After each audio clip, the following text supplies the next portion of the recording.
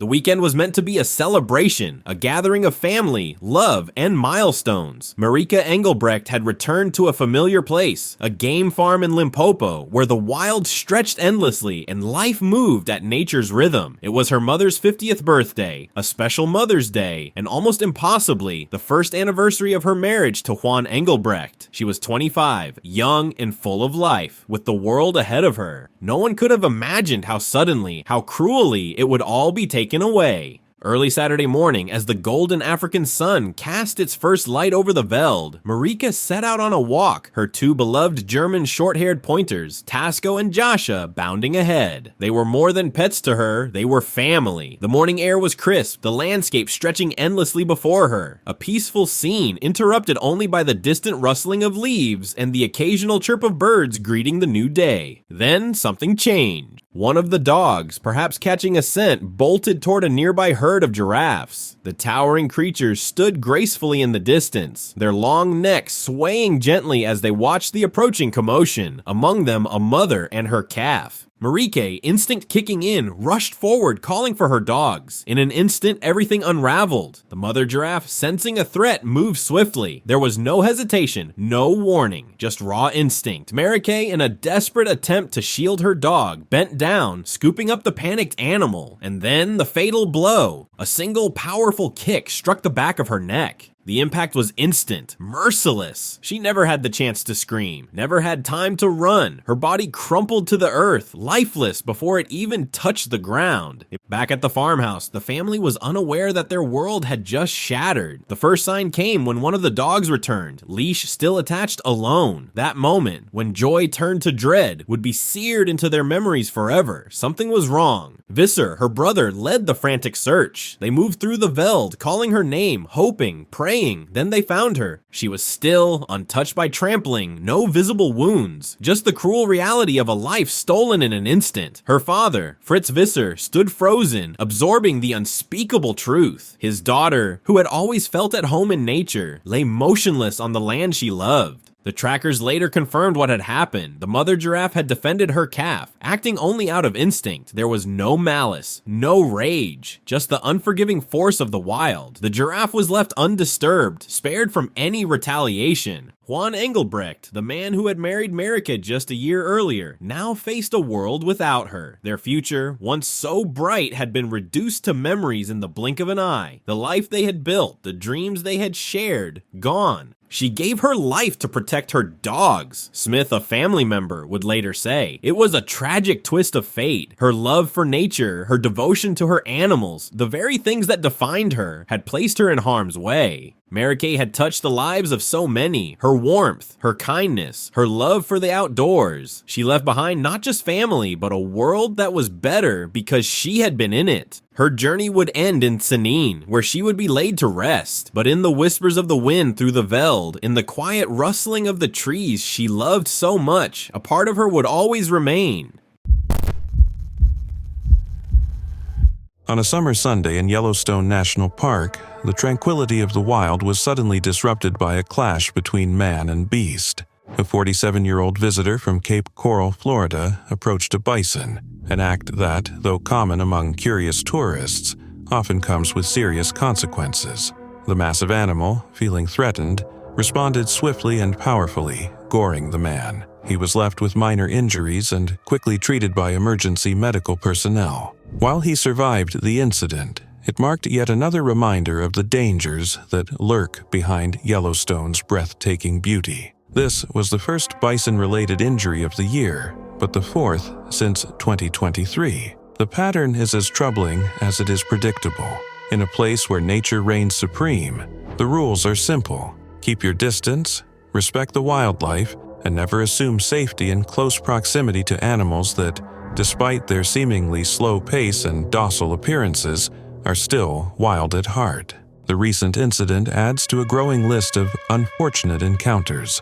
Just last year, an 83-year-old woman from South Carolina found herself on the wrong end of a bison's horns after getting too close. The force of the animal lifted her nearly a foot off the ground, leaving her with serious injuries. A few months earlier, a man under the influence of alcohol had harassed a herd and even kicked one of the bison. a reckless act that ended, unsurprisingly, in him being injured. There was also the tragic case of a newborn bison calf that paid the price for human interference. A man, perhaps believing he was helping, touched and disturbed the calf. As a result, the young animal was rejected by its herd. Park officials, unable to reintroduce it safely, had no choice but to euthanize it. The man was later convicted of disturbing wildlife, a charge that speaks volumes about the importance of boundaries in the park. Yellowstone is not just another national park, it's a living museum of American wildlife, home to the largest population of bison on public land in the country. These animals are survivors, symbols of a species that once teetered on the brink of extinction. In the late 1800s, bison were hunted so aggressively that their numbers plummeted from an estimated 30 million to fewer than 1,000. The devastation was not accidental. Historians and researchers agree that U.S. government policies encouraged the slaughter, in part to disrupt the lives of Native American tribes that depended on the bison for sustenance, clothing, tools, and shelter. By 1902, only about 24 bison remained in Yellowstone. What followed was a century-long conservation effort that stands today as one of the most celebrated triumphs in American environmental history. Thanks to careful management and strict protections, Yellowstone's bison population has rebounded dramatically. Today, over 5,000 of these majestic animals roam the park's valleys and grasslands, often crossing into neighboring parts of Montana. Despite this success, the bison's resilience comes with a cautionary tale. They are not zoo exhibits, nor are they gentle giants. Bison can weigh up to 2,000 pounds and run at speeds of up to 35 miles per hour, 3 times faster than the average human. They are protective of their space, unpredictable, and highly responsive to perceived threats. Most injuries happen because visitors ignore warning signs, both literal and metaphorical, lured by the false belief that proximity equals safety. The National Park Service repeatedly urges visitors to keep at least 25 yards away from bison at all times. Still, each year brings new stories of people who cross the invisible line, sometimes for a photo, sometimes out of ignorance, and sometimes simply because they forget that Yellowstone isn't a petting zoo. It's a slice of the wild, preserved in all its raw, untamed glory. The man injured this year may have walked away with only minor wounds, but others haven't been so lucky. The African sun bathed the landscape in golden light, casting long shadows across the open plains of the Lion Park near Johannesburg. It was meant to be a day of wonder, of breathtaking encounters with the wild, one that Catherine Chappell, a 29-year-old American, had dreamed of. She had always sought adventure, and this was no exception. A gifted visual effects editor, she had helped bring fantastical worlds to life on screen, working on Game of Thrones, Divergent, and Captain America, the Winter Soldier. But no special effects could have prepared her for the raw, unpredictable force of nature that would meet her that day. She had come to South Africa with purpose, not just to see, but to contribute.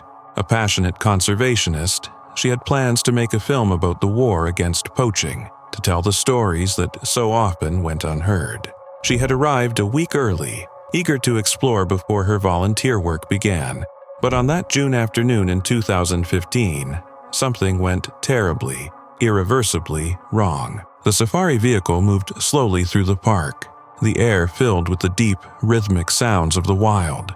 Then, from the tall grass, a lioness emerged.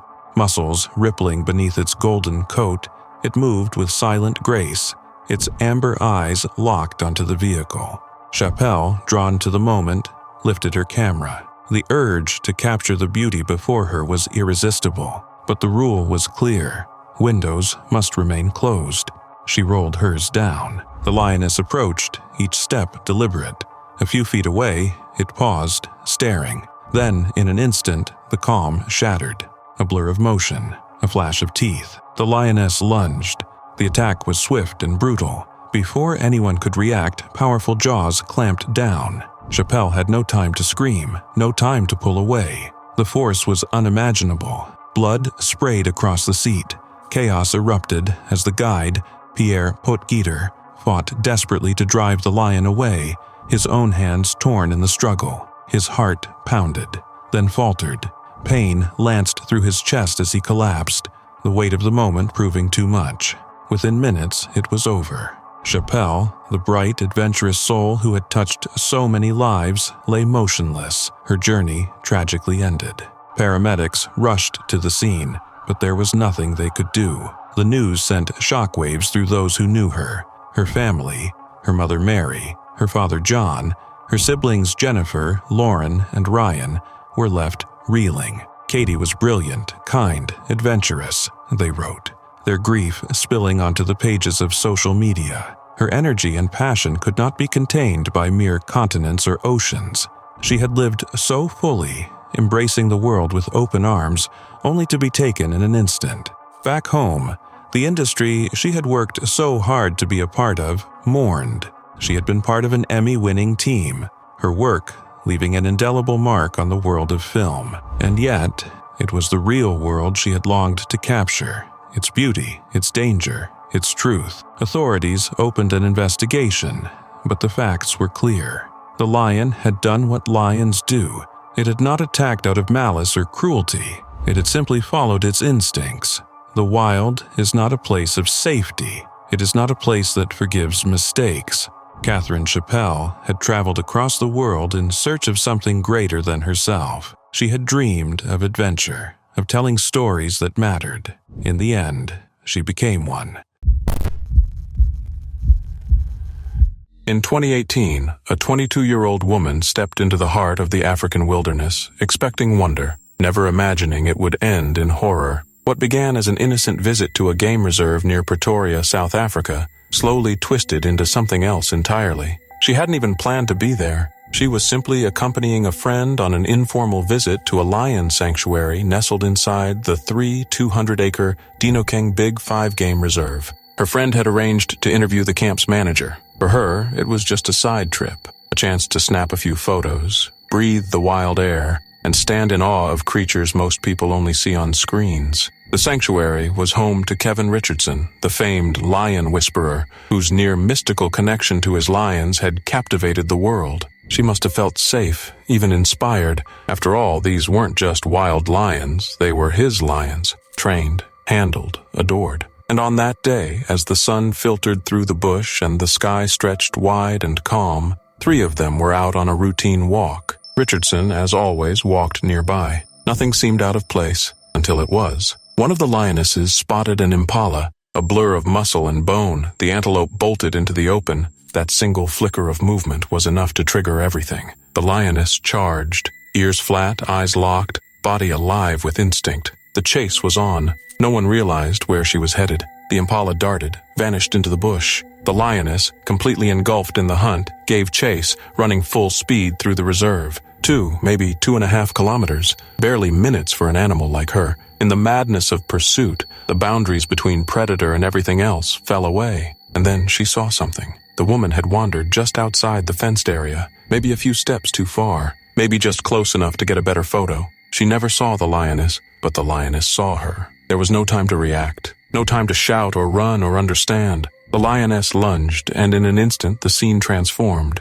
tranquility to terror. The sound of paws on dirt, the weight of 300 pounds of muscle, the crunch of impact. She was knocked down, mauled with staggering force before anyone could blink. Her friend watched in frozen disbelief, unable to move, powerless as teeth met flesh, as claws tore through skin. The lioness wasn't enraged. She wasn't confused. She was still in hunt mode, operating on the oldest instinct written into the bones of predators. It ended quickly, brutally. Blood stained the dust. The woman's body lay twisted and motionless beneath the lioness's heaving chest. The breathless stillness of the African bush returned, but not the kind that brings peace. Paramedics rushed to the scene. Sirens pierced the silence, wheels kicking up red earth. But by the time they reached her, there was nothing left to save. Her injuries were beyond anything medicine could undo. Nick Dahlman, the paramedic spokesman, would later call the scene horrific. Kevin Richardson was shattered. He posted a message filled with grief. "I am devastated. My heart goes out to this young woman's family."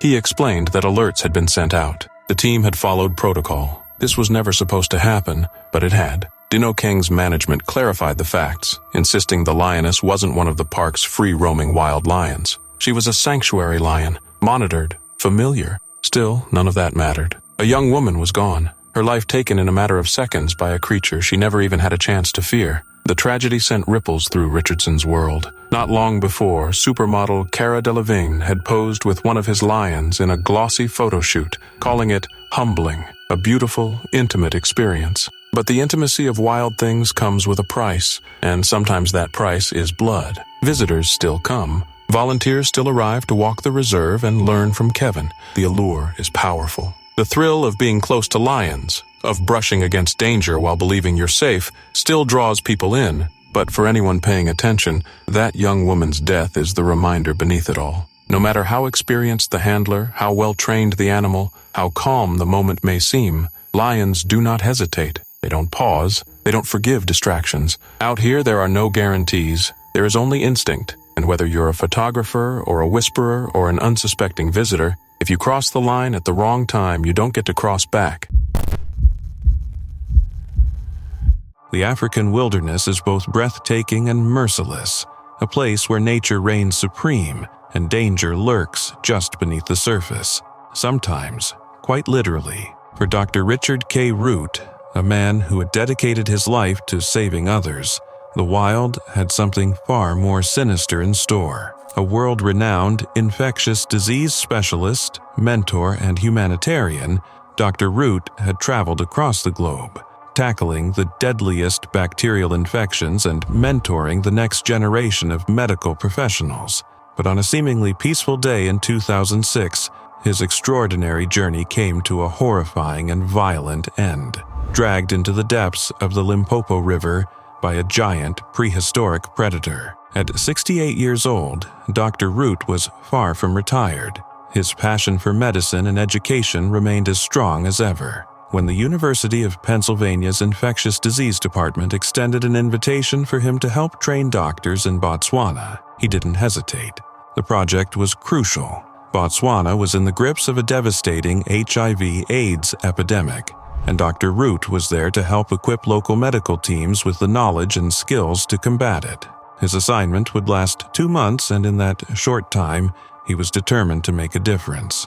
But amidst the hard work, there was also time to take in the stunning beauty of the region, a land teeming with wildlife, ancient landscapes, and vast rivers where predators still ruled. And so, on March 19, 2006, Dr. Root and his wife, Rita, embarked on what was meant to be a simple, guided canoe safari through the Tule Nature Reserve, a decision that would become his last.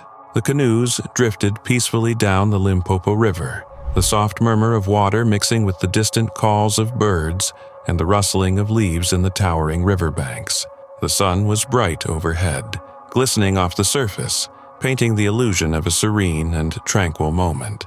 But beneath the murky depths, something was watching, waiting. Dr. Root sat in the lead canoe, accompanied by a seasoned guide, a man who had likely seen his fair share of Africa's dangers. His wife, Rita, followed in another canoe, capturing moments of their adventure on camera. The photos she took just minutes before the attack showed Dr. Root at ease, completely unaware that he was about to become prey. Then the river erupted. A monstrous crocodile, measuring between 13 and 15 feet, launched itself from the depths.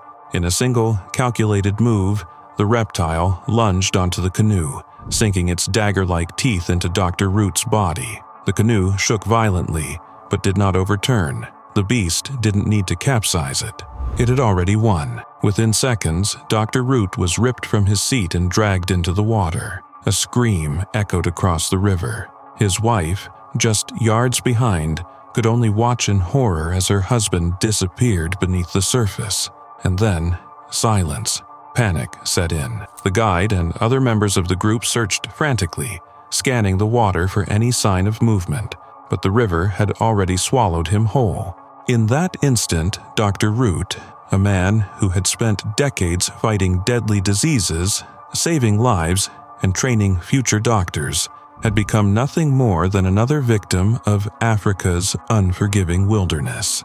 Word spread quickly. Authorities and local trackers launched a full-scale search, scouring the banks of the Limpopo River for any sign of his body. Days passed. Nothing. For 4 long days, hope dwindled. His wife clung to the desperate possibility that somehow he had survived. Then, on the 4th day, the river gave up its secret. Dr. Root's lifeless body was found near the site of the initial attack, his remains bearing the unmistakable signs of a crocodile's ferocious grip. The man, who had spent a lifetime fighting death, had lost his final battle to a silent, ancient killer. Dr. Richard K. Root was no ordinary man. He was a pioneer in infectious disease research, a respected educator, and a mentor to countless physicians across the world. His work in sepsis management and bacterial infections helped shape the modern medical understanding of some of the deadliest illnesses known to humankind. But even the greatest minds are no match for nature's raw and unpredictable brutality. His death sent shockwaves through the medical community. Tributes poured in from colleagues, students, and institutions worldwide. He had spent a lifetime saving lives, yet in the end, no one could save him. His tragic death serves as a haunting reminder of the unrelenting power of the natural world. In the wilderness, even the most accomplished, intelligent, and respected individuals are still just another part of the food chain. The Nile crocodile is a master of ambush, a prehistoric killer that has remained unchanged for millions of years. With crushing jaws, capable of exerting over 5,000 pounds of pressure per square inch, and the terrifying death roll, a brutal part, it is one of the most feared predators on the planet. Each year, hundreds of people fall victim to these ambush hunters, especially in the rivers of Botswana, Zimbabwe, and South Africa. But it is rare for someone as high-profile as Dr. Root to be among them. Perhaps that's what makes his death so haunting. It wasn't a disease, an accident, or old age that claimed him. It was something far more primal, a silent predator in the water, a moment of peace shattered in an instant, a man of science, swallowed by the wild. And in the end, no cure, no knowledge, no expertise could save him.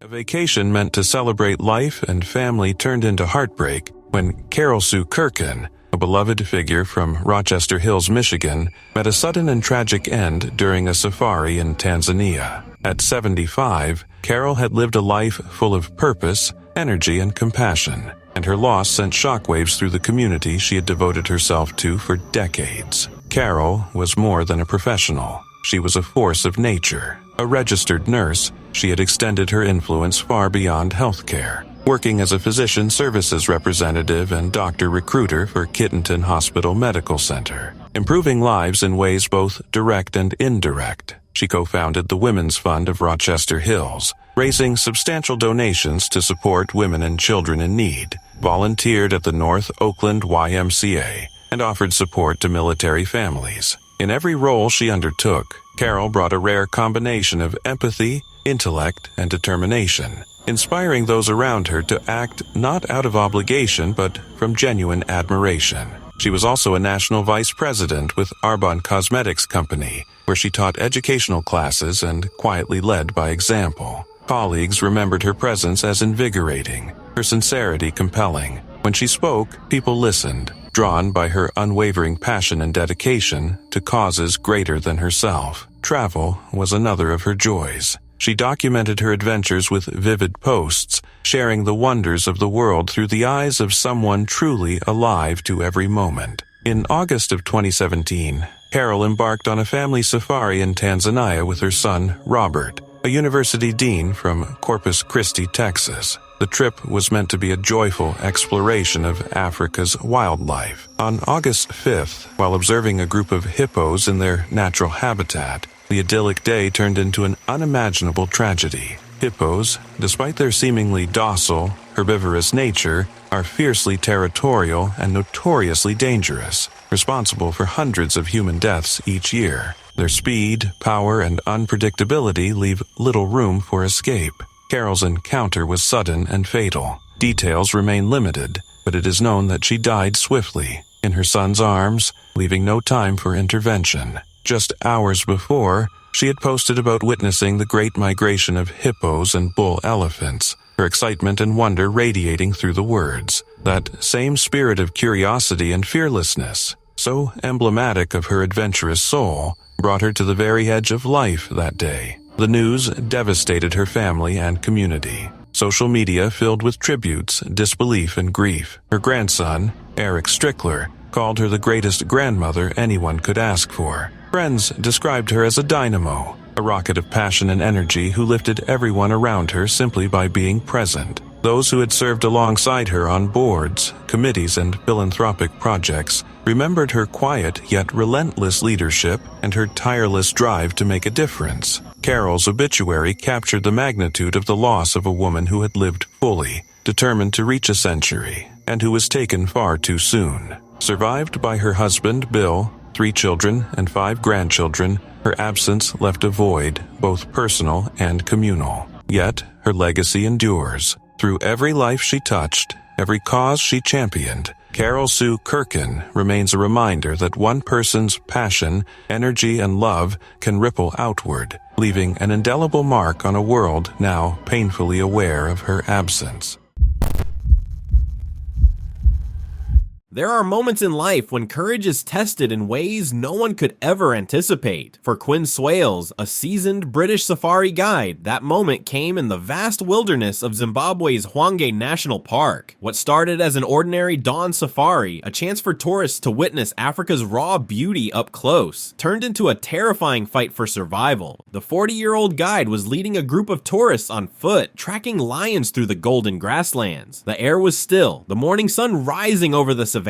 Then, in an instant, everything changed. A massive male lion, unpredictable, wild, and ready to strike, charged straight at them. It was an attack no one saw coming. Faced with the unthinkable, Quinn didn't run. He didn't panic. He did what true leaders do. He put himself between danger and those who depended on him. With every ounce of his training, he tried to distract the lion, to divert its lethal rage away from the terrified tourists. But nature is merciless. The beast overpowered him, mauling him to death in front of the group he had sworn to protect. The guests walked away unscathed because of him. His sacrifice wasn't just the act of a guide doing his job, it was the ultimate display of bravery, a final selfless decision to ensure others would live. And yet, the irony of it all cuts deep. The very park where he lost his life had been in the global spotlight just weeks before, when another lion, one known across the world, met his own violent end. Cecil, Hwange's most famous lion, had been illegally hunted by an American dentist in a killing that sparked international outrage. The 13-year-old predator, with his distinctive black mane and commanding presence, had been part of an Oxford University conservation study. But that didn't stop Walter Palmer from paying $50,000 to lure him out of the park's protected zone, shooting him with a bow and arrow, then tracking him for 40 agonizing hours before finally finishing the job with a rifle. Quinn Swales had admired Cecil, a keen photographer himself. He had even used a photo of the legendary lion as his Facebook cover image. And now, in a cruel twist of fate, he had fallen to one of Cecil's kind, another powerful male, acting on pure instinct. His death sent shockwaves through the safari and conservation world. Colleagues, friends, and tourists who had once walked beside him struggled to process the loss. One tribute, raw with grief, spoke of a man who had been living his dream, who had turned his back on a career as a pilot to embrace the wild, to guide others through the very landscapes he loved most. He had always been the one to share knowledge, to make others feel safe in the presence of Africa's most formidable creatures. But on that morning, in that brutal, heart-stopping moment, he was the one who had no escape. And yet, his final act was not of fear, but of heroism.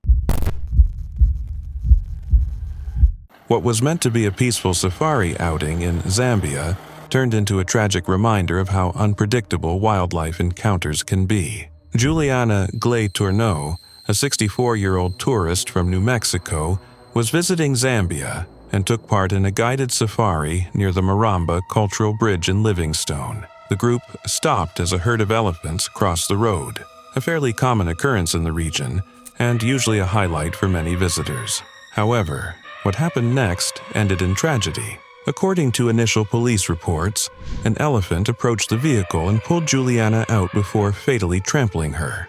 But this version of events was later questioned by the Livingstone Tourism Association. In their statement, they clarified that the tourists had exited the vehicle, something strictly against national park rules.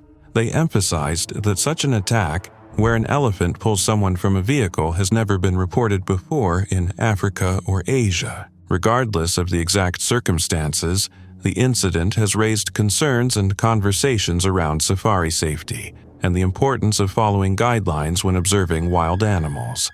This was the second fatal elephant encounter involving a U.S. tourist in Zambia this year. Back in March, 79-year-old Gail Matson from Minnesota lost her life during a game drive in Zambia's Kafue National Park. In that case, a charging elephant flipped over the safari vehicle she was riding in. Gail died in the incident, and 5 others were injured. A video that later surfaced showed the elephant approaching quickly, with someone in the vehicle saying, "It's coming fast," just before the animal made contact. The vehicle tried to stop, but the elephant hooked it with its tusks and rolled it over. Gail's daughter later shared on Facebook that her mother had died in a tragic accident while on her dream adventure. In light of these events, Zambian authorities have reminded tourists and tour operators to exercise extra caution around wildlife. The core message is simple. Wild animals, while incredible to observe, are still wild and unpredictable. Parks across Africa have clear rules to help keep visitors safe, like staying inside safari vehicles at all times and keeping a safe distance from animals. These rules aren't just for show. They're based on years of experience and observation. Zambia, along with neighboring countries like Zimbabwe and Botswana, is also seeing growing elephant populations. With that comes an increased risk of human-wildlife encounters, especially in areas where tourism is on the rise. It's worth noting that safaris are generally very safe when rules are followed and guides are respected. Thousands of people enjoy them every year without incident. However, these recent tragedies are a reminder of why safety protocols matter and why no photo or close-up look is worth risking a life. If you ever find yourself on a safari, remember, the experience is about observing and respecting wildlife in their natural habitat. Staying alert, following your guide's instructions, and keeping your distance are essential steps to ensuring a safe and memorable adventure. This incident, while heartbreaking, can help educate future visitors and reinforce the importance of responsible tourism, something that benefits both humans and the animals we travel so far to see.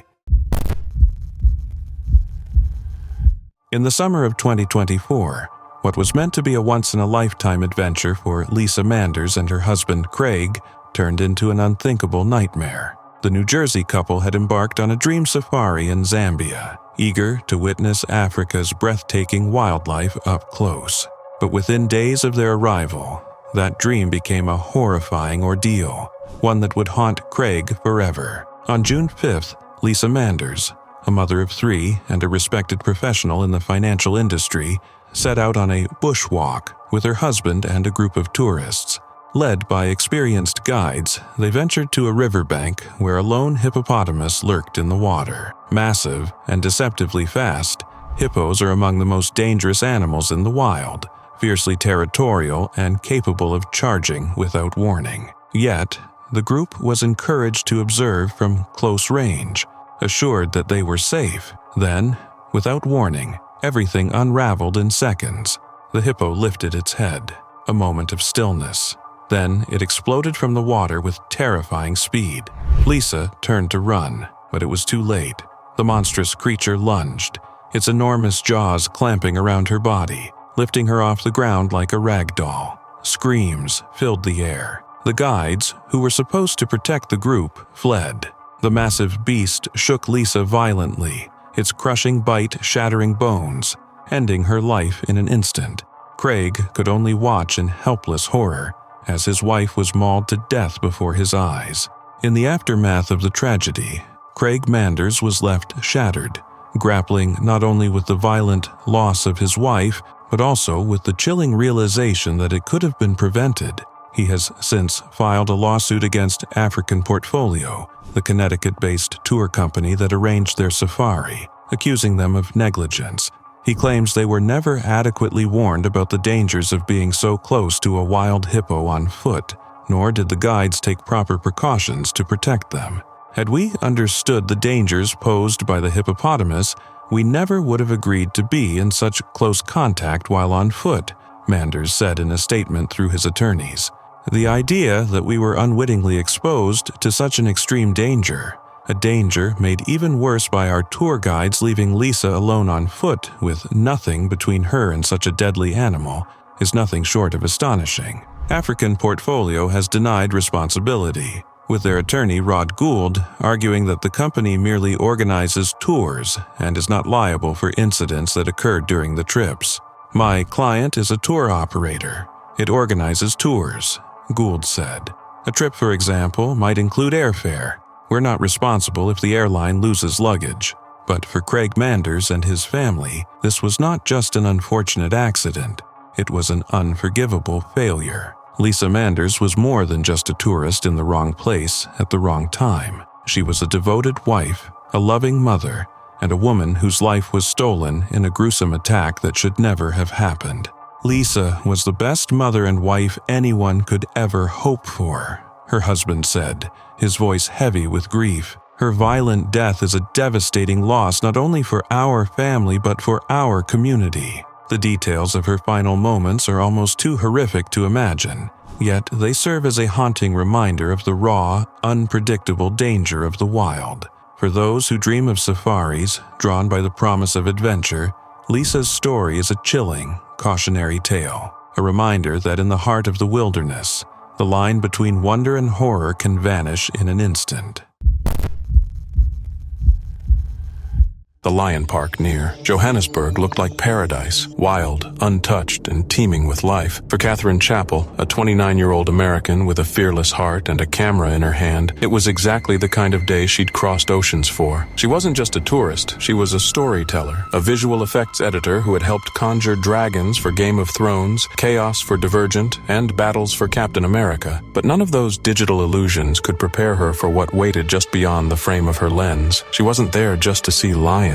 She was there to help save them. A passionate conservationist, Catherine had come to South Africa with a mission to document the fight against poaching and give a voice to the silent vanishing of the wild. She'd arrived early, eager to soak in the beauty of the land before her volunteer work began. This was supposed to be a prelude, a warm-up, a moment of awe before the real work began. Instead, it became her final chapter. The safari vehicle crawled along the dusty track, the air thick with the scent of sun-baked earth and the distant call of wildlife. Catherine leaned forward, camera poised, eyes searching the horizon. Then, movement. From the golden grass, a lioness stepped out, silent, powerful, perfect. Her muscles rippled with each graceful step, her amber eyes unblinking. The rule was simple, repeated at every park gate, printed on every pamphlet. Do not open your windows, but wonder can make you forget. The need to capture the moment can override the instinct to protect it. Catherine rolled hers down. The lioness moved closer, not charging, just watching, calculating. She was near enough now that Catherine could see the rise and fall of her breath. The lens lifted. A shot was framed. Then everything snapped. Without a sound, the lioness lunged. An explosion of motion and raw power. The camera dropped. The world blurred. Jaws clamped down in a flash of teeth and fury. There was no time to scream, no time to recoil, just blood and silence. In the front seat, guide Pierre Pochiter grabbed for the lion, for Catherine, for anything, his hands torn open in the struggle. His heart, already weak, seized under the pressure. He collapsed behind the wheel, pain blooming through his chest as the scene spiraled into chaos. The attack lasted mere seconds, but in those seconds everything changed. By the time help arrived, it was far too late. Catherine lay motionless, her body still,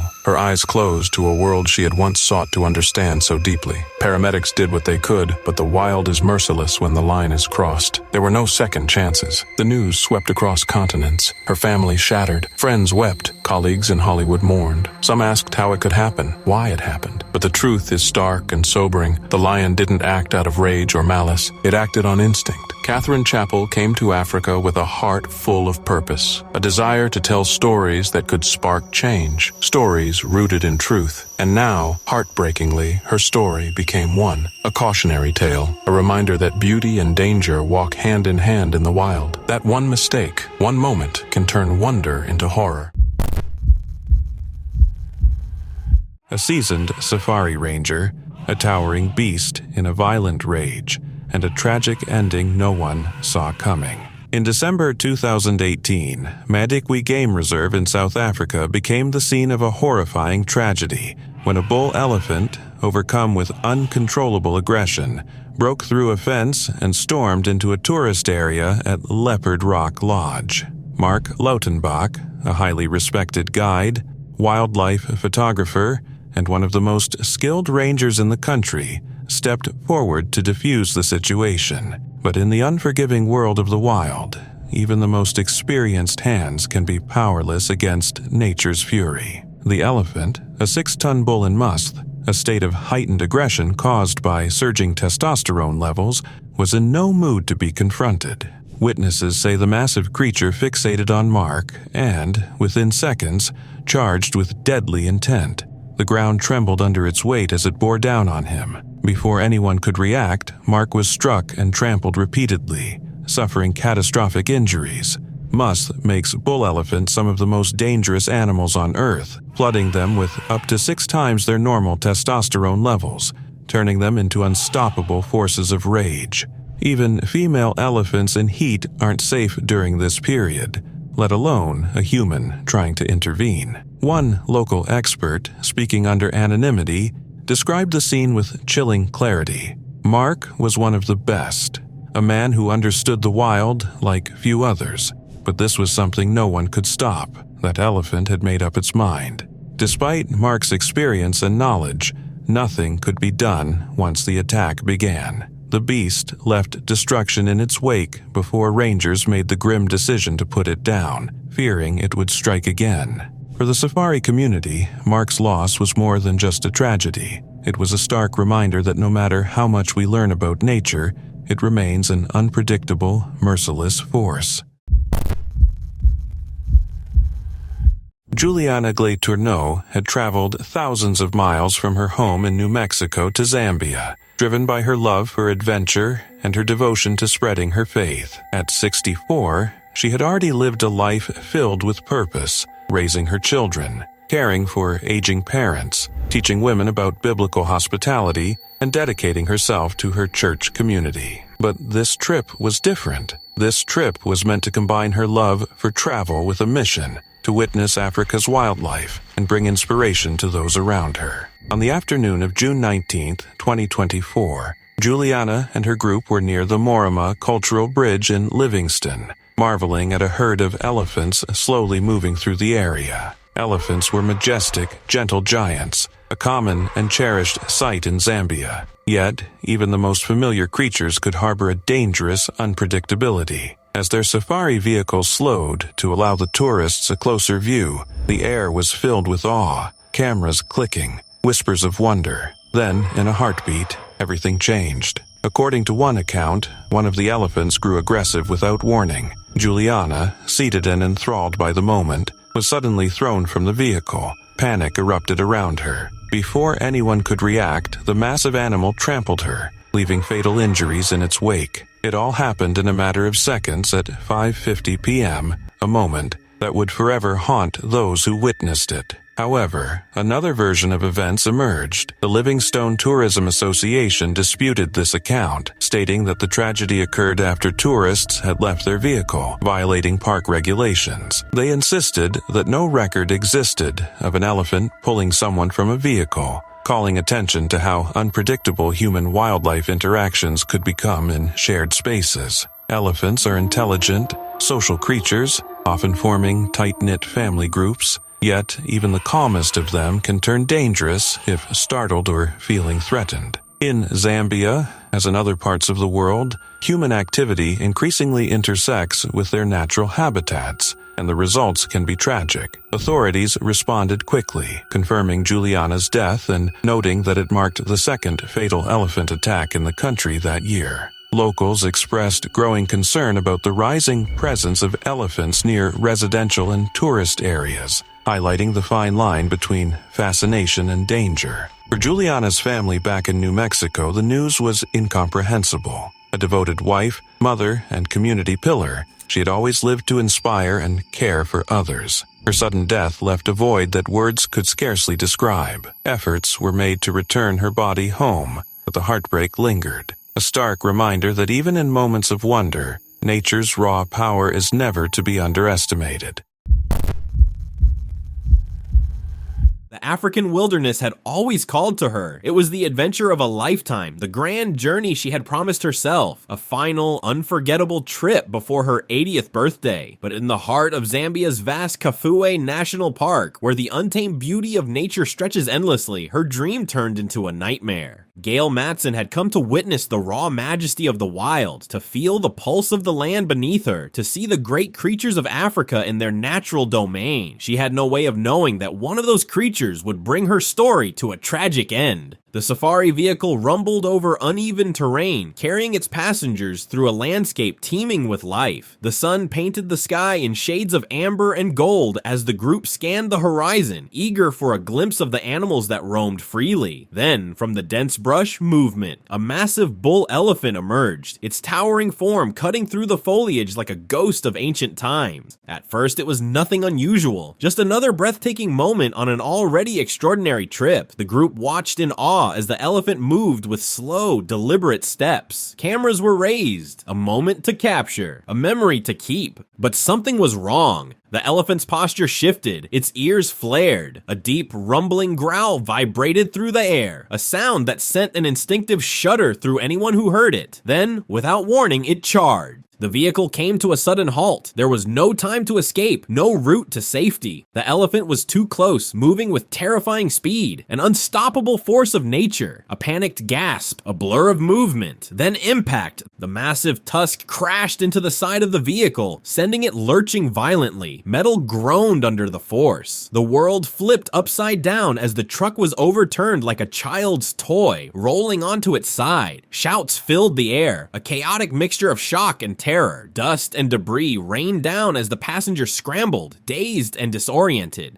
And then silence. Gail lay still. The others around her stirred, groaning as they clutched their injuries, but she did not move. She had lived for adventure, but in this moment, adventure had taken her. The aftermath was a blur of frantic efforts. A guide shouting for help, injured passengers being tended to, a call for emergency assistance. But for Gail, there was nothing that could be done. Her journey had ended in the place she had dreamed of, but not in the way she had ever imagined. Her daughter, Rona Wells, would later confirm the unthinkable. Her mother, the woman who had always embraced life with an unbreakable spirit, had died in a tragic accident while living out her dream adventure. The footage of the attack, shared across social media, showed the brutal reality of what had happened. The enormous elephant, its fury unmatched, storming the vehicle and toppling it in mere seconds. The helplessness of those inside. The fragility of human life against the power of the wild. The company that had led the safari wilderness insisted that their guides were among the most experienced, the most well-trained. But on that fateful day, experience was no match for the unpredictability of nature. The terrain had blocked the escape route. There was no way out. It's extremely rare to see an elephant that irate, said Marlon Dutoit, a wildlife photographer and safari guide. Across Africa, thousands of tourists embark on safaris every day without incident, but nature follows its own rule. Gail's body would be returned home to the United States. With the support of local Zambian authorities and the U.S. Embassy, she had set out on what she called her last big trip, expecting to return with stories to tell. Instead, she became part of one. Friends remembered her for her adventurous soul. She told us this was going to be her last big adventure, said John Longaboth, a friend from Arizona. She was about to turn 80. She thought maybe it was time to slow down. But the wild does not slow down for anyone. In the vast landscapes of Africa, where nature reigns supreme, there are no guarantees. Even the most breathtaking journeys can take a turn into the unknown. And for Gail Matson, her final adventure became a haunting reminder of just how powerful and unpredictable the untamed world truly is. In May 2013, a tragic event unfolded at South Lakes Wild Animal Park in Dalton-in-Furness, a quiet area in South Cumbria. Sarah McClay, a 24-year-old keeper originally from Glasgow, lost her life in a horrifying encounter with one of the park's Sumatran tigers. Known for her dedication and experience working with big cats, Sarah had spent more than 2 years at the zoo, which she considered a privilege. However, on this day, a fatal failure in safety protocols turned her passion into tragedy. The tiger, named Padang, was able to escape through a series of unlocked and malfunctioning gates inside the tiger house. These gates were designed to keep the dangerous animals and their keepers separated at all times, featuring lockable, self-closing doors meant to prevent any accidental encounters. But a defective bolt on one of these gates failed to close properly, allowing the tiger to enter the corridor where Sarah was working. The attack was brutal and swift, leaving Sarah with multiple deep puncture wounds to her neck and body that were unsurvivable. Despite being airlifted to a hospital, she was pronounced dead shortly after the incident. The loss sent shockwaves through the community, her colleagues and family, all of whom struggled to come to terms with the sudden and violent nature of her death. Following the incident, an inquest was held in Kendall, where a jury delivered a narrative verdict. They found that the tiger had gained access to Sarah by entering through 2 open sliding gates within the tiger house before moving through the door that led to the corridor. These lapses in security were not simply human error, but were tied to systemic problems with the zoo's safety systems, particularly the faulty door mechanism that failed to close securely. The zoo, which has since been renamed South Lakes Safari Zoo, admitted to breaching the Health and Safety at Work Act 1974. It acknowledged that it had failed to ensure that people who were not staff were kept out of harm's way, and, crucially, that it had not addressed the risks associated with the defective door bolt prior to the attack. The case revealed a troubling picture of inadequate safety measures and poor risk management within the park. Legal proceedings culminated in a significant fine for the zoo, nearly £300,000, with £42,500 of this specifically related to another health and safety breach from July 2014, when a keeper fell from a ladder while preparing to feed the big cats. In addition, the zoo was ordered to cover £150,000 in prosecution costs over the next decade, underscoring the seriousness of its safety failings. David Gill, the zoo's owner, faced individual charges related to the same allegations, but was formally acquitted. Nonetheless, the burden of responsibility remained heavily on the zoo as an institution. Padang, the tiger involved in the fatal attack, was kept alive for some time after the incident, as Sarah's family requested that he not be put down. However, due to his age, the tiger was euthanized a year later, closing a difficult chapter for those involved. The judge overseeing the case made it clear that the tiger's ability to enter Sarah's workspace should never have been possible. He stated that the malfunctioning door mechanism was a substantial contributing factor that directly led to the tragedy. It was a predictable risk that the zoo had failed to mitigate, leading to fatal consequences. The aftermath of the incident saw Sarah's family grappling with immense grief and the painful process of healing. While the guilty plea from the zoo brought some measure of closure, it could not erase the loss or the sense of shock felt by those who loved her. Her family expressed a mixture of relief and vindication, as the case highlighted that the blame did not lie with Sarah, but rather with the zoo's unsafe working conditions. Sarah's brother was particularly vocal in pointing out that the zoo had been punished appropriately for its failures, and that it was fortunate the tragedy had not resulted in more loss of life. The case left the zoo at a crossroads. It needed to either implement serious improvements to safety measures or face the possibility of closure. This tragic story serves as a powerful reminder of the critical importance of rigorous safety standards in places that house dangerous animals. It highlights how even small oversights, like a defective bolt, can lead to devastating consequences. The loss of Sarah McClay, a dedicated and experienced keeper, underscores the human cost when safety is compromised. Her death remains a somber lesson in the responsibilities wildlife parks carry to protect those who work tirelessly to care for some of the world's most powerful creatures. The African wilderness is a place of breathtaking beauty, a land where nature reigns supreme, and every moment holds the promise of wonder or danger. For Gail Matson, an 80-year-old adventurer from Minnesota, this was meant to be her last great journey, a final grand adventure before slowing down. She had dreamed of this, watching the golden sunrise spill across the vast landscapes of Zambia's Kafue National Park, listening to the calls of birds unseen, feeling the raw pulse of the wild. But the wilderness does not grant guarantees, and on one fateful day in December 2018, the dream turned into a nightmare. The morning began, as so many others had before, a game drive into the heart of Africa's oldest and largest national park, covering more than 8,700 square miles of untamed land. The safari vehicle rumbled over the dirt paths, carrying Matson and 5 other guests, along with their seasoned guide. Cameras in hand, they marveled at the world around them, at the quiet majesty of the land, unaware of the unseen presence lurking nearby. Then, without warning, it happened. From the thick brush, an elephant emerged. Not just any elephant, a bull. Massive, powerful, unpredictable. Its movements were fast. Too fast, it was charging. The guide, trained for such encounters, reacted instantly. But there was no time, no space to escape. The terrain was rough, the path blocked. There was nowhere to run. A voice, desperate, called out, "Hey! Hey! Hey!" A futile attempt to halt the inevitable. The bull had us struck. With terrifying force, the elephant barreled into the side of the safari truck, flipping it as if it weighed nothing. Metal crumpled. Bodies were thrown. Chaos erupted in an instant. When the dust settled, the unthinkable became reality. Matson lay lifeless.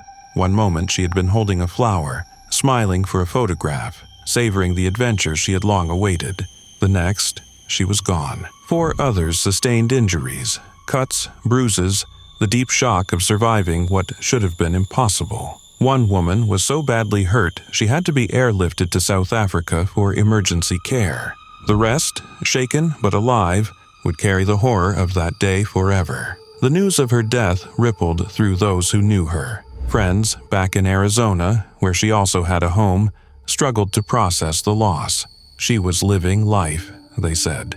She told us this would be her last big adventure, and yet no one could have imagined how it would end. The tragedy left many questioning what had provoked the bull's attack. No one knew for certain. Climate change had been disrupting migration patterns, forcing animals into unexpected areas, creating unforeseen conflicts between wildlife and humans. But there was no easy explanation. The wild does not follow human logic. It does not offer reasons, nor does it pause for grief. It simply exists, raw, powerful, and indifferent. The safari company, Wilderness, reeled from the loss. "Our guides are extremely well trained," said CEO Keith Vincent. "But in this instance, the terrain and vegetation were against us. There was no way to move the vehicle out of harm's way fast enough." Authorities launched an investigation, but there was little to uncover. The truth was already known. The wilderness is unpredictable. Even the most experienced travelers, the most careful guides, the best laid plans, none of it matters when nature decides otherwise. For Gail Matson, her last great adventure did not end in peaceful reflection, nor in quiet reminiscence of a life well lived. It ended in the raw, unfiltered reality of the wild, a reminder that while we may journey into nature seeking beauty, it remains untamed. It does not yield, it does not forgive. The Namibian night was still, the kind of stillness that makes every sound feel louder, every shadow deeper. The stars hung low and bright above the desert, casting a soft light over the Hoanib River Valley, where silence cloaks everything in illusion. It was the kind of night that seems timeless. Beautiful, yes, but never truly safe. Bernd Kebbel, a 59-year-old German businessman known for his success and generosity, stepped out of his luxury tent near the Skeleton Coast. It was just a brief moment. He was going to use the toilet. His wife and their friends remained inside, tucked beneath canvas and calm, unaware that just meters away, something had already begun to stir in the dark. The lioness was already there. Maybe she had been watching for hours, her golden coat blending into the rock and brush, her paws silent on the sand. She moved like a whisper across the earth, drawn in by instinct and opportunity. No roar, no sound, just movement, focused and final. The moment he stepped out, she pounced. There was no time for a scream. No chance to run. Her weight slammed into him, pinning him down. Her jaws, massive and unrelenting, closed fast. By the time the others heard the commotion and burst out of their tents, shouting, scrambling, throwing whatever they could to scare the animal away, it was already too late. Bernd Keppel was dead. His body lay still beneath the stars as the lioness vanished back into the wild. The silence returned, but it wasn't the same. This time it carried with it a kind of horror that hangs in the air and won't let go. Officials arrived quickly. Police surveyed the site. The Ministry of Environment and Tourism launched an investigation. A report was promised, statements were taken, condolences offered, but none of it could rewrite what had just happened. None of it could give that moment back. Bernd wasn't just another tourist. He had once owned Namibia's off-road center, a supplier of expedition gear and safari accessories, and had spent years supporting conservation work. He understood the wild, respected it. He had given to the land that, in the end, took him. And then, just 2 days later, the lioness was found and euthanized. The decision was swift. Authorities deemed her a continuing threat, not just to tourists, but to the surrounding communities. She had crossed the line from wild to dangerous, they said. But had she? Or had she simply done what lions have always done, seized an opportunity in a land that gives them fewer and fewer? In this harsh corner of northwest Namibia, desert-adapted lions are ghosts on the sand. Only around 60 adults remained as of last year, their numbers dwindling with the prey they rely on and the human encroachment they can't avoid. Drought has stolen their food. Roads have carved through their silence. Fear has met them head-on.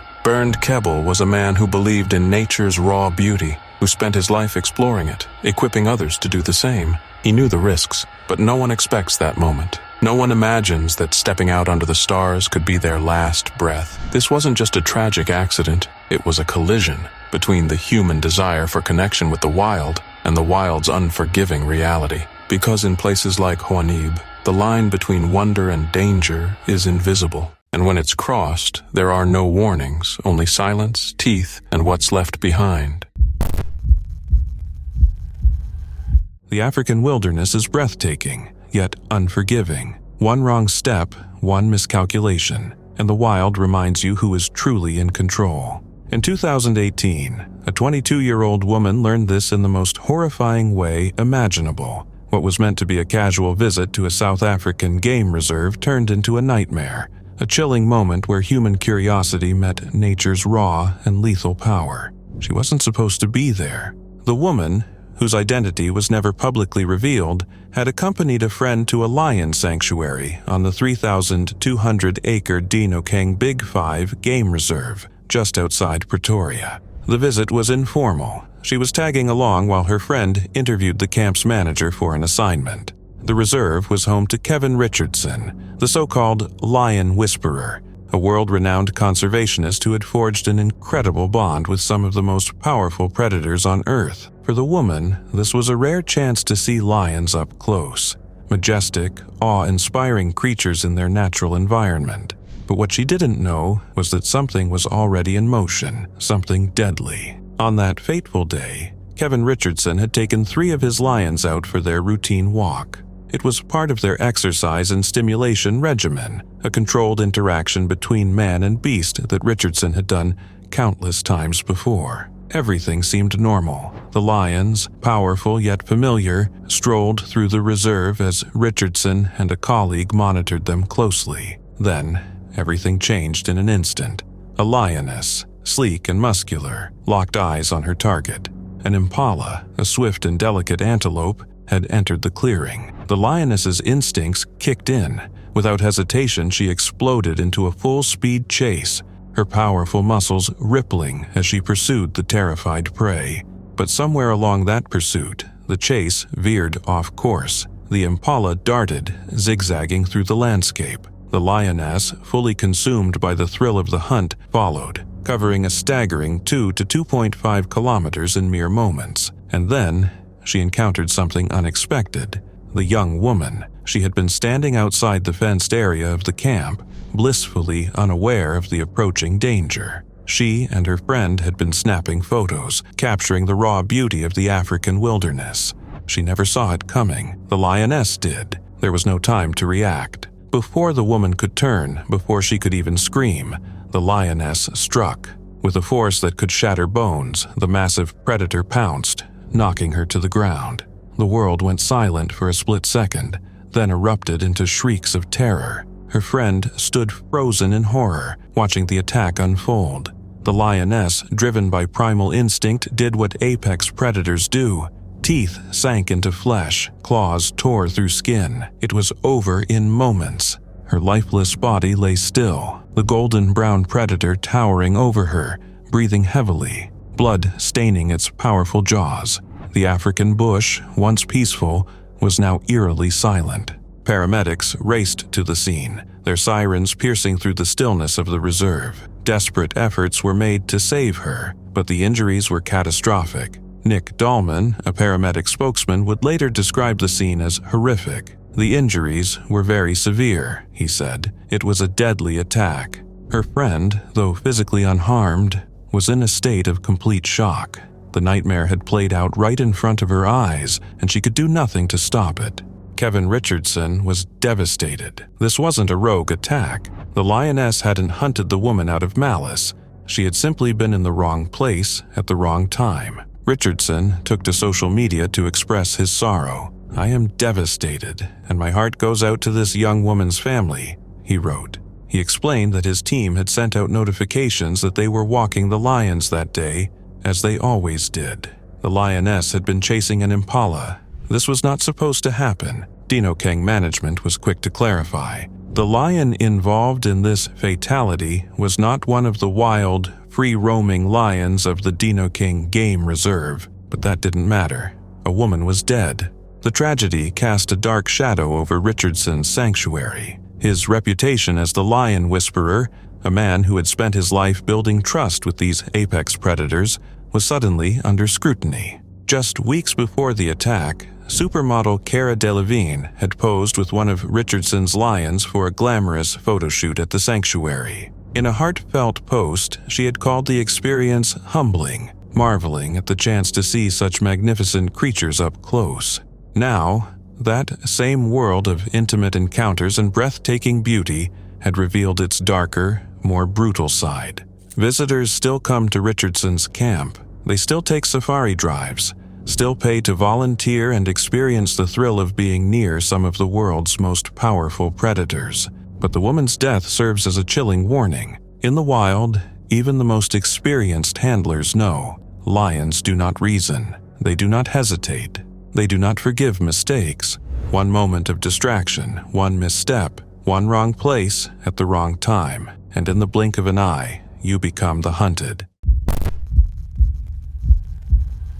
On a warm August morning in 2020, the sun rose over Limpopo, South Africa, casting long shadows across the Thorny Bush River Lodge. It was meant to be an ordinary day for Sheldon Hooper, a 27-year-old safari guide with a deep love for wildlife and an unshakable sense of duty. But within moments, the routine of the morning would give way to a tragedy that would haunt his family, colleagues, and the conservation community forever. Sheldon had joined the lodge less than a year earlier, quickly earning admiration for his kindness, sharp wit, and profound respect for animals. He was more than a guide. He was a storyteller, a photographer, a writer, and an advocate for inclusive conservation. His quirky humor and infectious smile left a lasting impression on everyone he met, and his commitment to giving opportunities to less privileged South Africans made him a beloved figure both inside and outside the lodge. On August 18, 2020, Sheldon was tasked with inspecting the lodge's perimeter fence after reports that elephants had breached the area during the night.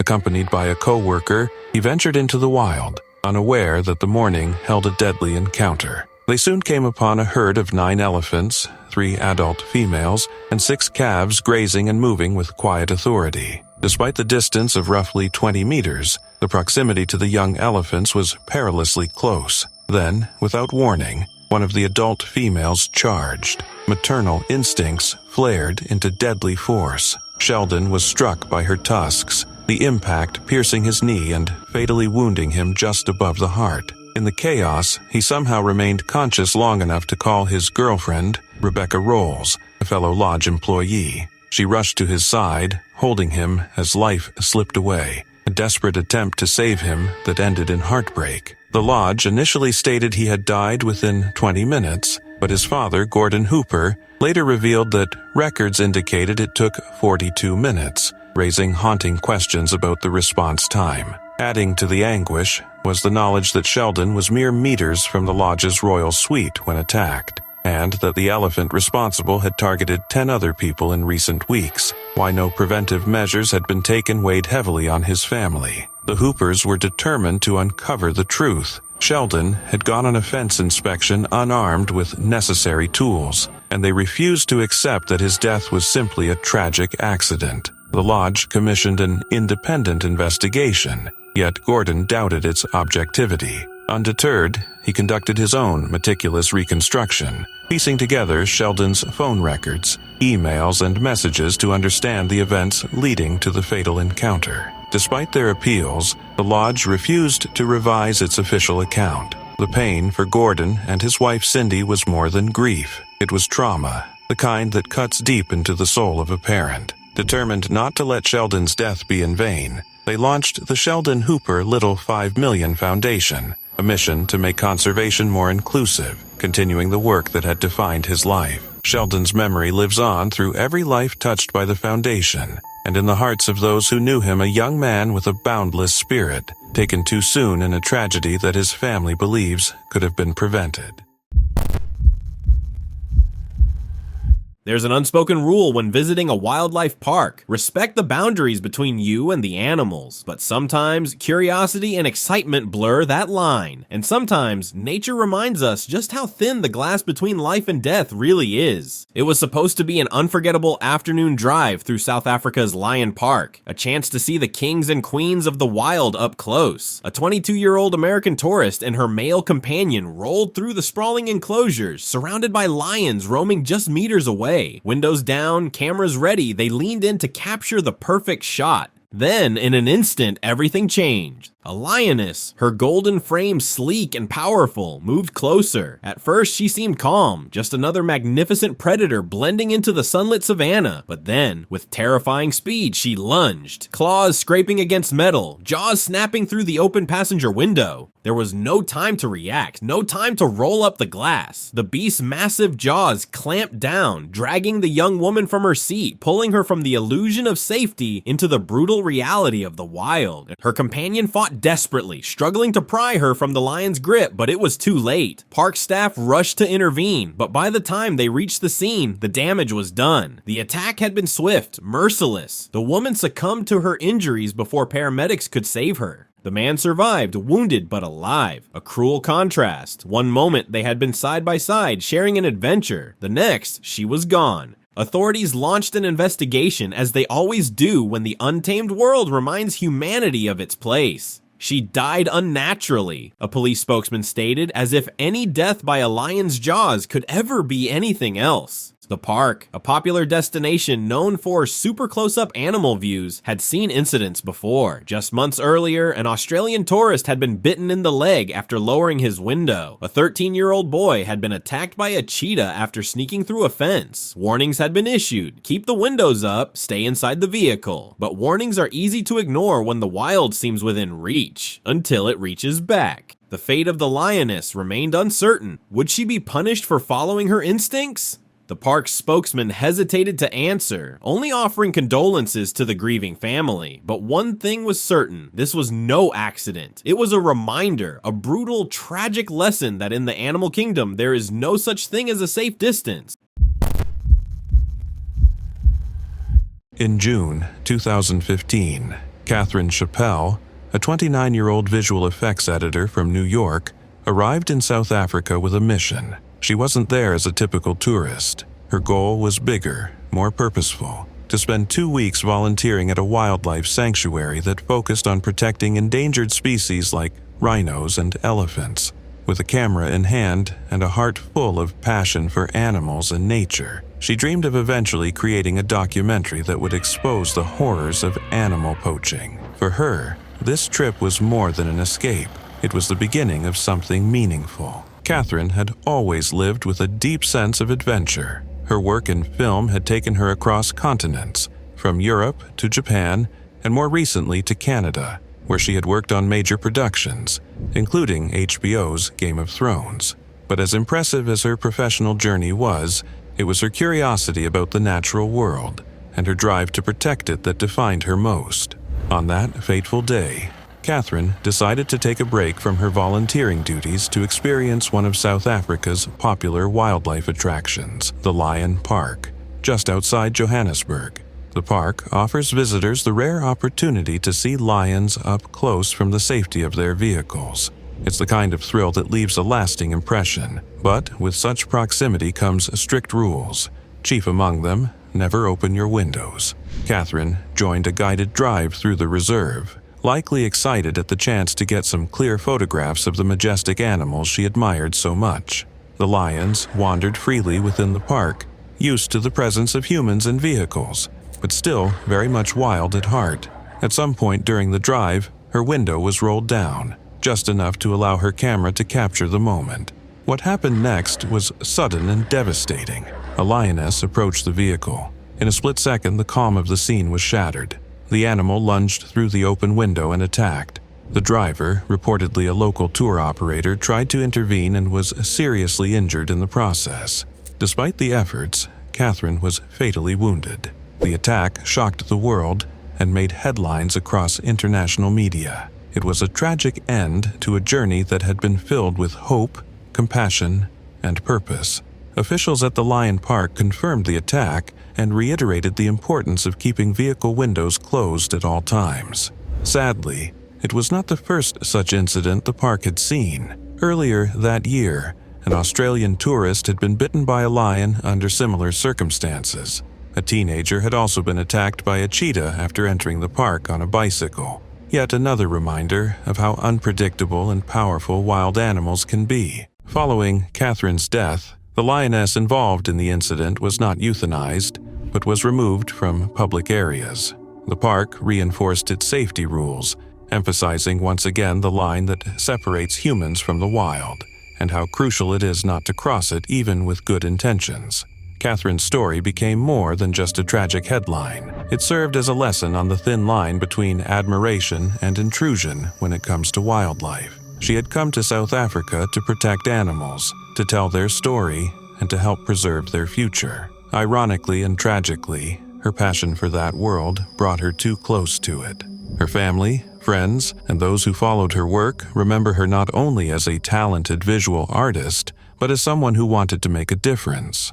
Her journey, though heartbreakingly short, continues to inspire conversations about conservation, responsible tourism, and the wild beauty that, for all its wonder, still demands caution and respect. Catherine's legacy lives on as a reminder. When we enter the natural world, we are visitors, guests in a space that doesn't belong to us, and even the most noble intentions must be paired with awareness, humility, and care.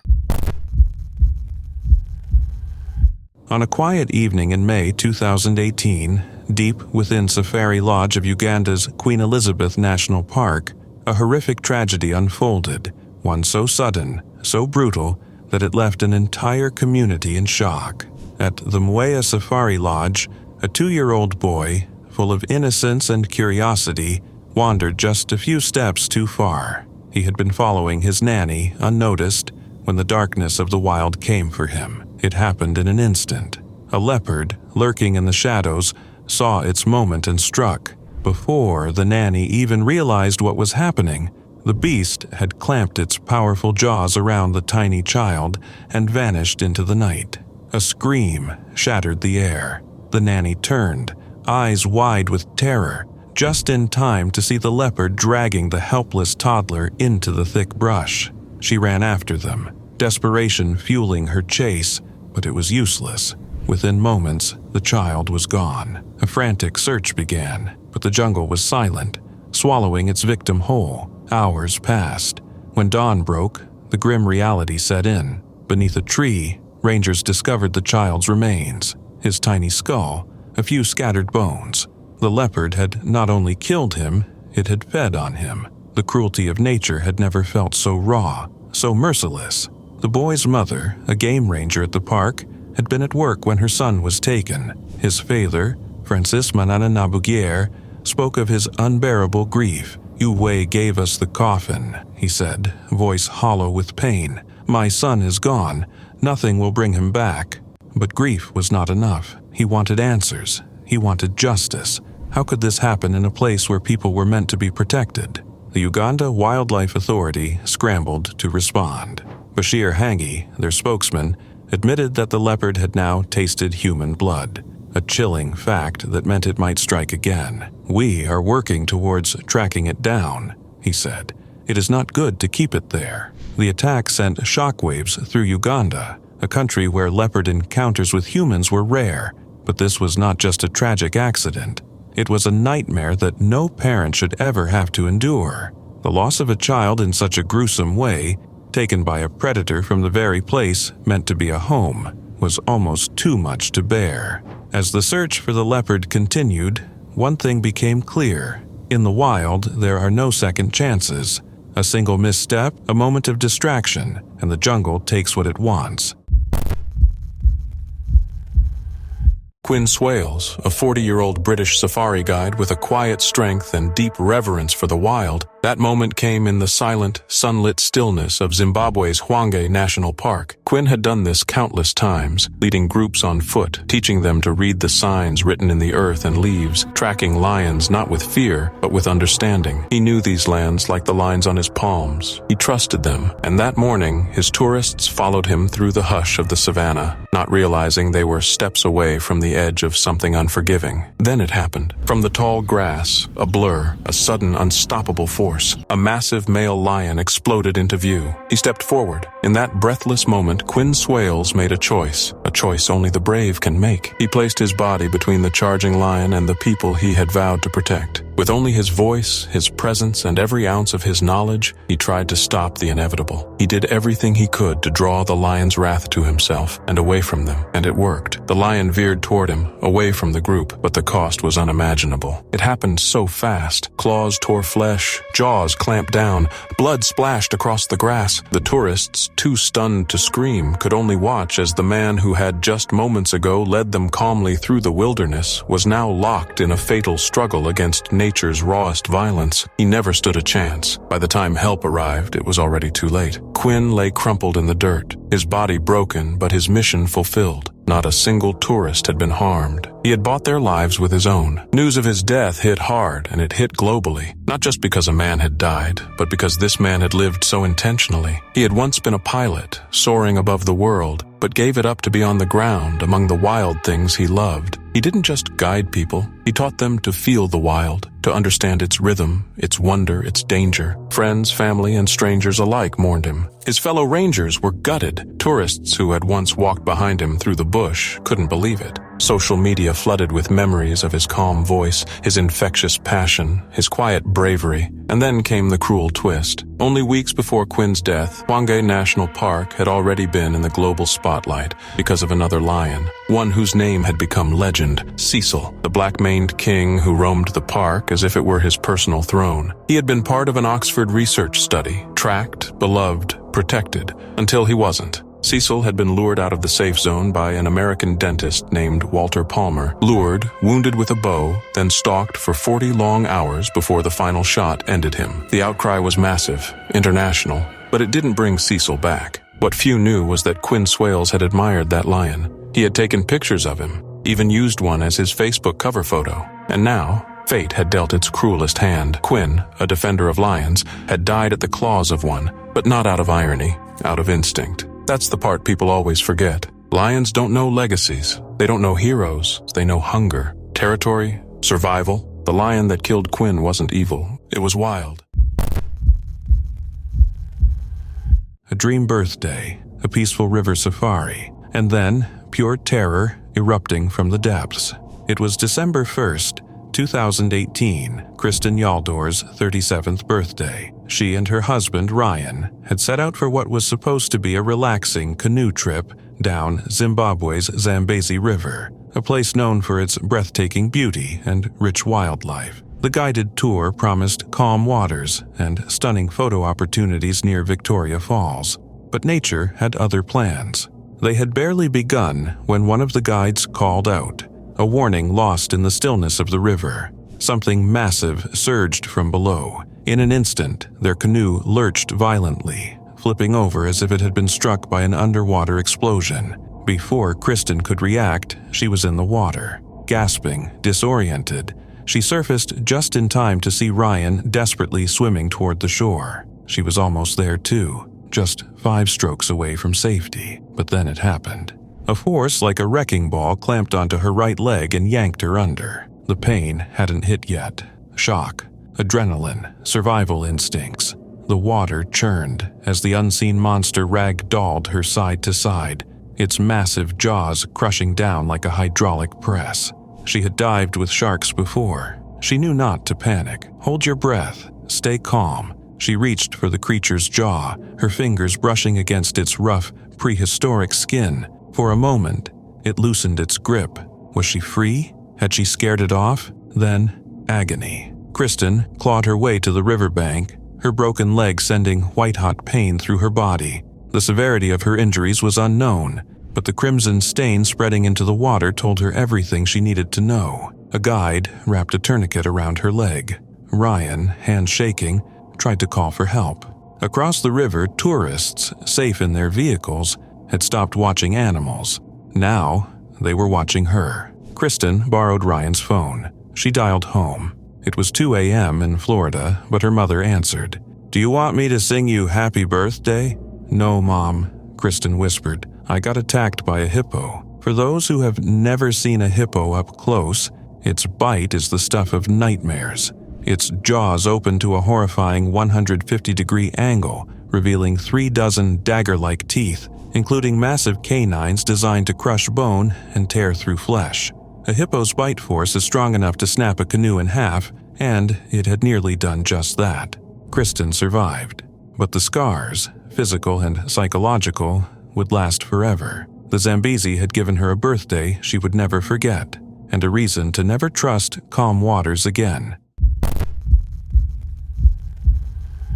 Carlos Carvalho had spent decades behind the camera, capturing the breathtaking beauty of nature through his lens. An award-winning cinematographer, he had traveled across continents, working with both actors and wildlife, and had learned to navigate unpredictable environments with remarkable skill. Filming in the wild was never without risk, but Carlos had faced countless challenges before and emerged unscathed. On May 2, 2018, at the Glen Africa Country Lodge in South Africa, Carlos was shooting scenes for a feature film, focusing his camera on a giraffe named Gerald. The day had been smooth. The main filming was complete. The animal wranglers had moved the giraffe off set, and the crew was winding down. But Carlos, ever the perfectionist, decided to capture some final shots on his own, drawn to the towering presence of Gerald, nearly 18 feet tall, with a graceful yet imposing frame. Giraffes are usually seen as gentle giants, but male giraffes have a behavior called necking,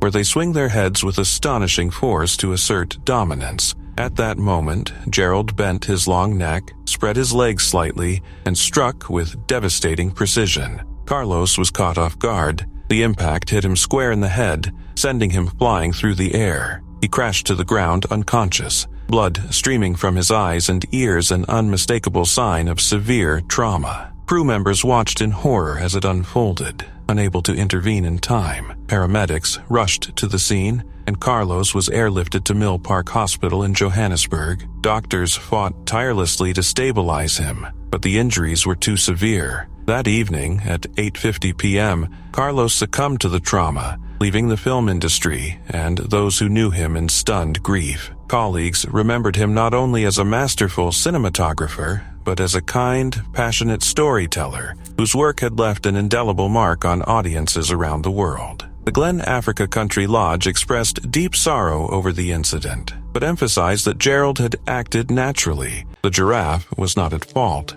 An independent investigation was launched, which suggested that Carlos may have approached the animal too closely, though no official report directly blamed him. His death was a tragic reminder that even the gentlest of creatures can turn deadly in an instant, and that the wild, beautiful world he devoted his life to capturing could be as perilous as it was inspiring. In the blink of an eye, a career spent celebrating life in its rawest form ended in heartbreak, leaving behind a legacy of passion, courage, and artistry that would never be forgotten.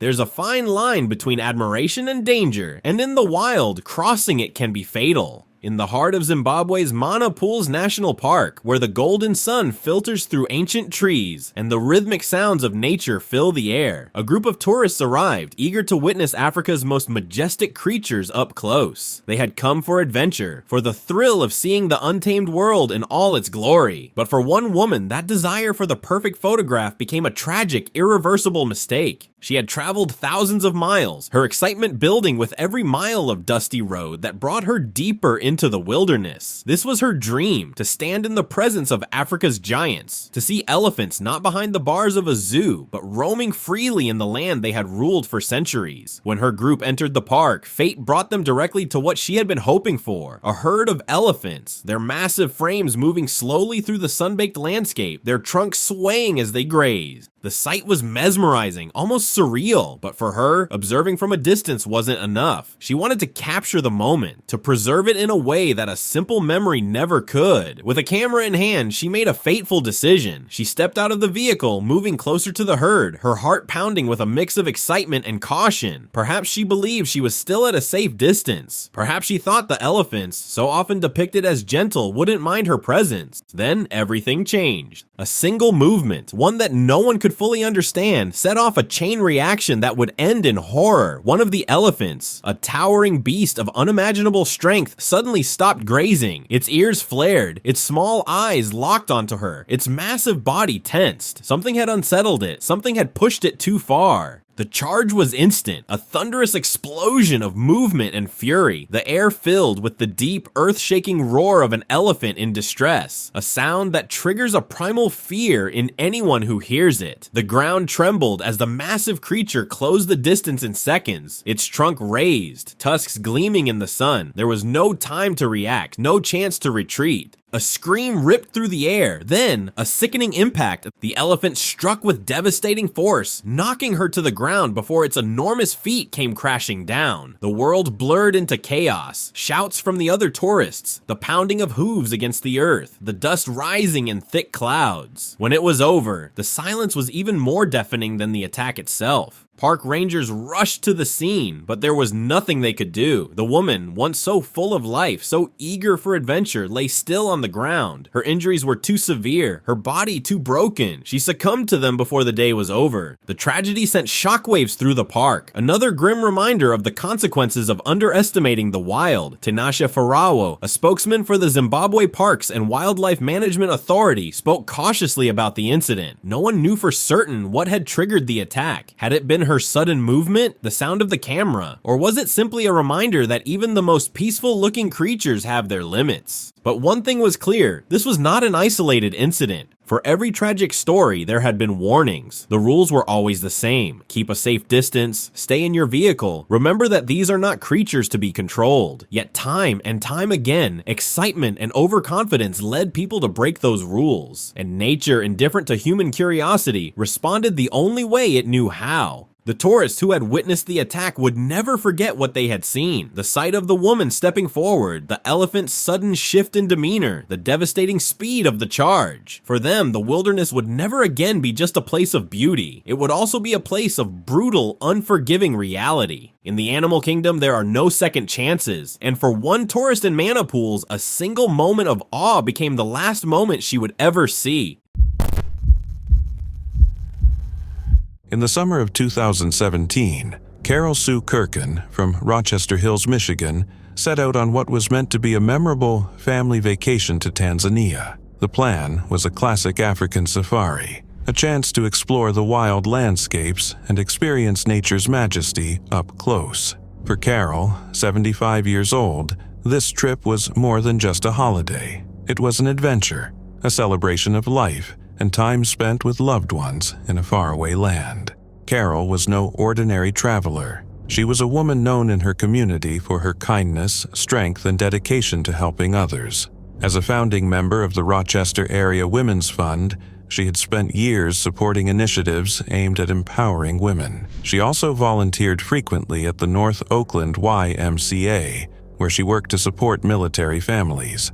Her spirit was generous, and her impact deeply felt by those who knew her. This trip was, in many ways, a reflection of her adventurous soul, someone who embraced life fully and sought to create meaningful experiences wherever she went. The family's safari took place in the stunning landscapes of Tanzania, where wildlife roams free and the natural world reveals itself in spectacular ways. But what began as an exciting expedition quickly turned tragic. On August 5th, during a moment near the waterside, Carol was attacked by a hippopotamus, one of the continent's most powerful and unpredictable animals. The encounter was sudden and devastating, and despite the presence and efforts of her son, who was with her at the time, Carol succumbed to her injuries. She passed away in his arms, a heartbreaking end to a journey meant to celebrate life. News of Carol's death spread quickly through her hometown and beyond, leaving friends, family, and community members in shock. Those who knew her described her as a force of nature, someone who quietly inspired others through her actions rather than words. Her loss was felt deeply, a stark reminder of how fragile life can be, especially when faced with the raw unpredictability of the wild. In the aftermath, social media became a place where loved ones shared memories and offered condolences. Tributes poured in, speaking of Carol's warmth, her willingness to support others, and the way she took those around her under her wing. Many noted that she had a unique way of encouraging people to find their own path. She didn't dictate what to see or think, but helped others learn to look at the world through their own eyes. The tragedy also sparked conversations about the inherent risks involved in wildlife safaris. While safaris offer unforgettable encounters with nature, they also come with dangers that can't be ignored. Hippos, despite their seemingly slow and docile appearance, are among Africa's most aggressive animals, responsible for more human fatalities than many other species. Carol's death underscored the importance of vigilance and respect for wildlife behavior, reminding travelers that even the most seasoned adventurers are vulnerable in the wild.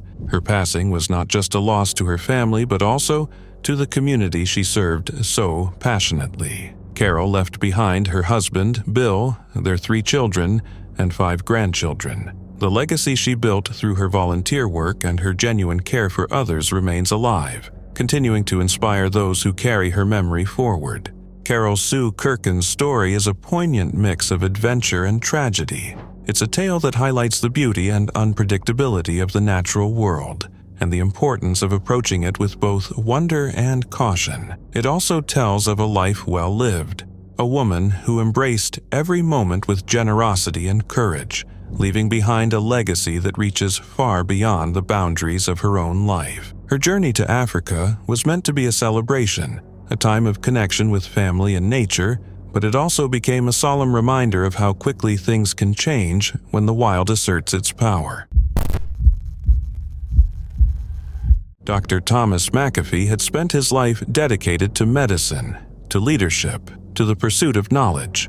But on a September day in 2013, none of that mattered. The towering force of nature that is an elephant, one of the world's most powerful creatures, brought his story to a sudden and brutal end. It was meant to be a final escape before a new beginning. At 58, McAfee had achieved remarkable success, serving as a respected dean at UC San Diego and preparing to step into a prestigious new role as chief executive of the Keck Medicine of USC Medical Foundation. Before taking on the next chapter of his career, he had chosen to indulge in one of life's great luxuries, a safari in Tanzania's vast, untamed Tarangire National Park. The golden plains, the towering baobab trees, the endless sky. It was the kind of trip that promised adventure, beauty, and serenity, but it would end in horror. On that fateful day, McAfee and 2 companions ventured out on foot, eager to see Africa's majestic wildlife up close.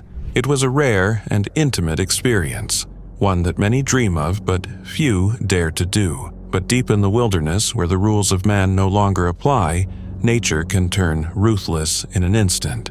A herd of elephants, massive, unpredictable, and fiercely protective, emerged before them. Perhaps they were too close.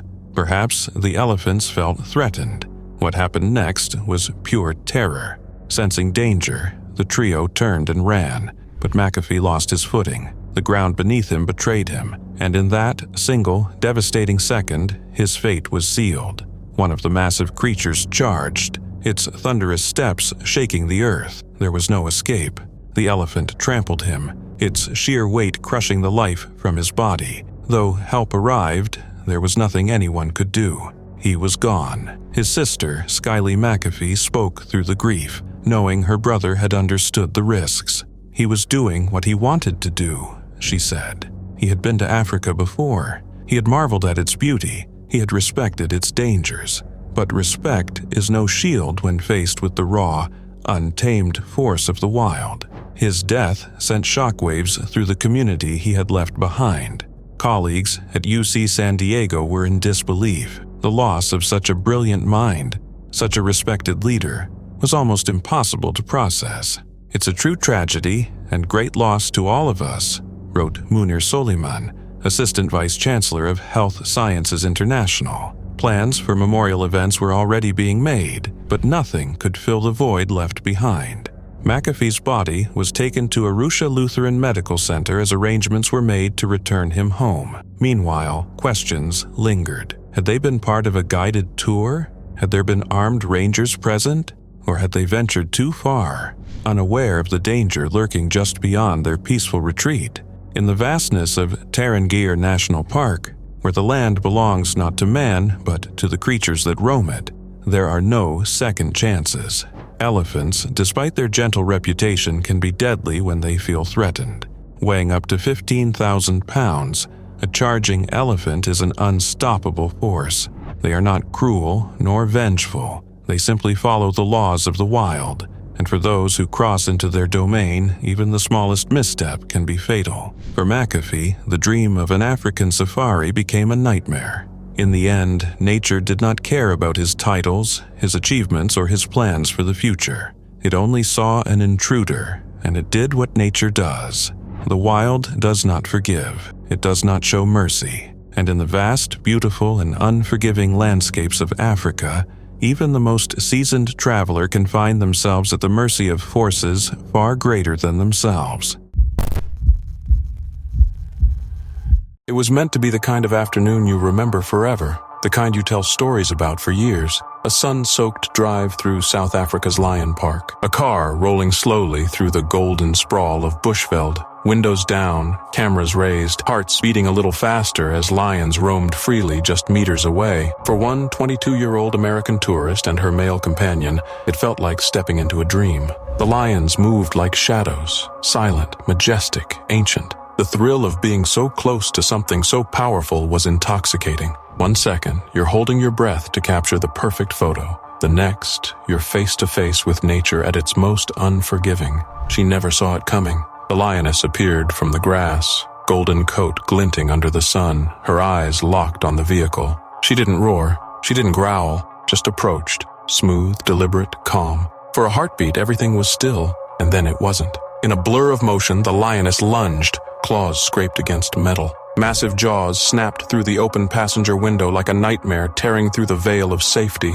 There was no warning, no time to scream, no time to hit the button to roll the glass back up. In an instant, the young woman was gone. From the seat beside her companion to the crushing grip of the wild, dragged half from the vehicle, her body twisted violently by the raw power of the predator. Her companion shouted, grabbed, fought, helpless against muscle and instinct honed by millennia. Park staff raced toward the scene, but seconds matter in the wild, and by the time help arrived, the damage had been done. Blood soaked the car seat. The cameras were forgotten. The silence that followed was the kind that only comes after something irreversible. She died before paramedics could even try to save her. The man survived, wounded, shaken, still alive. But how do you process something like that? One moment, they were side by side, wrapped in the thrill of adventure. The next, she was gone forever, taken by the very wildness they'd come to witness. Authorities opened an investigation, as they always do when humans are reminded that they're not in control out here. A police spokesman called it an unnatural death, as though anything about being dragged from your car by a lion could ever feel natural.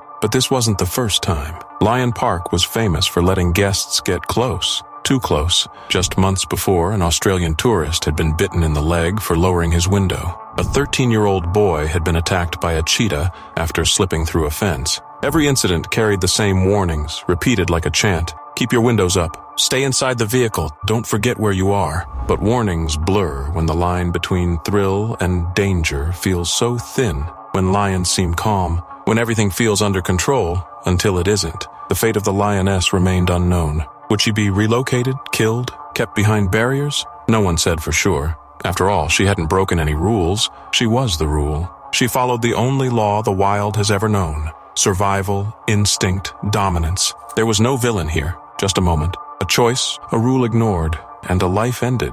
That's the danger of the wild. It doesn't ask for your trust. It doesn't offer second chances. And when it reaches back, it does so without mercy. A split-second decision. A predator lying in wait. A tragedy that unfolded in front of horrified onlookers.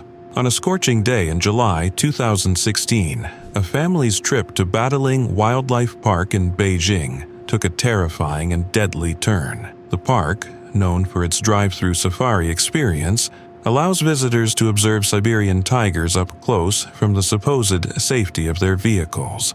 But one simple mistake, one moment of letting their guard down, turned a routine drive into a horrific nightmare caught on camera. It all began with an argument. Inside their car, tensions flared between a woman, later identified as Zhao, and her companions. Frustrated, she did something unthinkable. She opened the car door and stepped out into the tiger enclosure, oblivious to the danger lurking just beyond the tree line. She barely had time to react. From the shadows, a massive Siberian tiger exploded into motion. With lightning speed, the 400-pound predator lunged, clamping its powerful jaws onto Zhao's body and dragging her away before anyone could intervene. Screams filled the air. Panic erupted inside the car. A man and another woman, later identified as Zhao's mother, jumped out, desperate to save her. But in the wild, no act of heroism goes unpunished. As Zhao's mother sprinted toward her daughter, a second tiger struck. This one was even faster, stronger, and more brutal. The massive beast took her down with bone-crushing force, mauling her in front of the helpless onlookers. Unlike Zhao, she would not survive. Surveillance cameras captured everything. The footage, later leaked onto social media, showed the horrifying attack unfold in real time. The sheer force of the tiger's ambush was enough to leave even seasoned wildlife experts stunned. Viewers watched in disbelief as the animals dragged their victims into the underbrush, disappearing from sight. By the time park officials and emergency responders arrived, it was too late.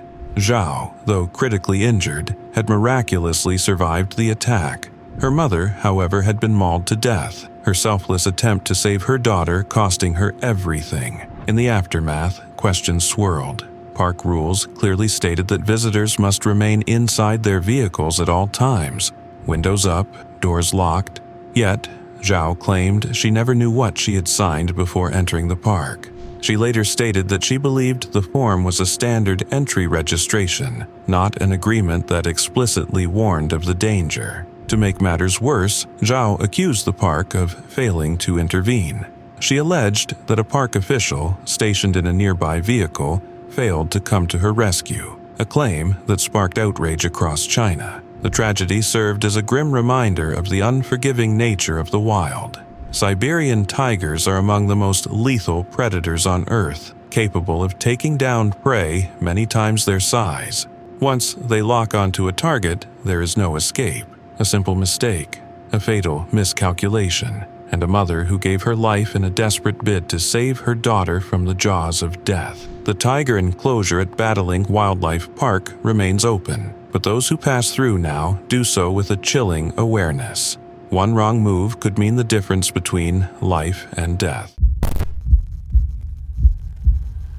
It was a warm Sunday morning in South Africa's Pilanesberg National Park, the sun casting golden light over the rolling plains and the remnants of an ancient volcanic crater. For Carlos Luna, a 43-year-old tourist from Bahia de los Caballeros, Spain, it seemed like the perfect day. Camera in hand, he scanned the horizon, searching for the perfect shot, an image that would capture the raw, untamed beauty of the African wilderness. He had no idea that within moments, the serenity of the morning would erupt into chaos. Carlos had traveled to South Africa with his fiancée, eager to experience the park's renowned wildlife firsthand. Accompanying them were two of her local friends, who were equally excited to explore Pilanesberg's vast expanse of over 320 square miles. The park was a sanctuary of life, home to Africa's most iconic animals: elephants, lions, leopards, rhinos, and every inch of it seemed alive with movement, color, and sound. The day promised adventure, discovery, and unforgettable moments, but it also carried a silent, invisible danger that Carlos would soon confront. Entering the park through the Bukatla Gate, the group immediately felt immersed in the wilderness. Every turn of the vehicle revealed breathtaking landscapes, ancient rock formations, and signs of the animals that called this place home. Not long into their drive, the group came across a breeding herd of elephants gathered near a glistening lake. From the safety of the vehicle, Carlos watched, mesmerized, as the massive creatures drank, splashed water, and gently nudged their young. The sunlight glinted off their wrinkled hides, highlighting the majesty and scale of these gentle giants. For a moment, it felt like time had slowed until Carlos saw an opportunity he could not resist. Ignoring the protests of his fiancée and the clear warnings posted throughout the park, Carlos stepped out of the vehicle. His heart raced with excitement as he inched closer, determined to capture a close-up photograph that would immortalize the elephant's grace. At the center of the herd stood a matriarch, a massive 3.5-ton female, her eyes sharp and watchful. Flanking her were two enormous bulls and three vulnerable calves. The matriarch exuded calm authority, but every muscle in her massive frame was alert, and her protective instincts were ready to spring into action. As Carlos drew nearer, the tranquility shattered. The matriarch's gaze locked onto him, sensing a potential threat to her young. In a heartbeat, she charged, her enormous feet pounding the earth like thunder. The two bulls followed, and the air seemed to vibrate with their raw power. Carlos froze for a fraction of a second, then panic surged. He tried to retreat, screaming for help, but the herd's speed and strength were overwhelming. Within moments, he was overtaken. The matriarch's massive frame collided with him, and he was thrown to the ground, trampled beneath their enormous feet. What followed was a scene of unimaginable horror. Clothing and personal items were scattered across the grass. The marks of the stampede etched the earth, and those inside the vehicle could only watch, paralyzed by fear and disbelief. The air was thick with the sounds of thundering footsteps and desperate cries. Park rangers arrived within minutes, but the elephants, having neutralized the perceived threat,